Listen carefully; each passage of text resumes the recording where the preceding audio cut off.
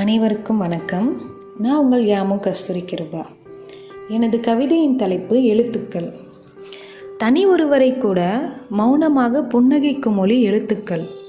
அந்த எழுத்துக்களின் தனித்துவத்தை காண்போம் வாருங்கள். உலகிலேயே ஒருவரை ஆட்டியும் வைக்கும் அடங்கவும் வைக்கும் ஆயுதம் இது.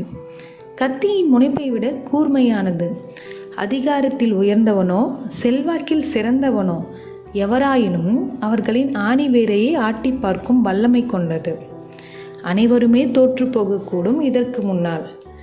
விமர்சனங்களை உருவாக்கவும் விவாதங்களுக்கு முற்றுப்புள்ளி வைக்கவும் சுத்தமான எழுத்துக்களால் மட்டுமே முடியும். நிறை குறைகளுக்கு பாலம் போன்றது பத்திரிகையில் ஒருவர் எழுதும் கருத்தானது. மிக உயர்ந்த பதவியில் வகித்தாலும் அவர்களின் தவறை சுட்டிக்காட்டி கர்ப்பம் உடைக்கக்கூடியது ஒரு தைரியமான பத்திரிகையாளரின் எழுத்துக்கள். அவ்வளவு ஏன், காதலில் கூட எழுத்துக்களின் மொழிதான் கிளர்ச்சியூட்டும். கல்வியில் கூட எழுத்துக்களின் மொழிதான் தேர்வடையச் செய்யும். காவியத்தில் கூட எழுத்துக்களின் மொழிதான் உயிரூட்டும்.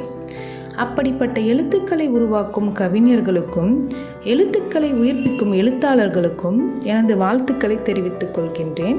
நன்றி, வணக்கம்.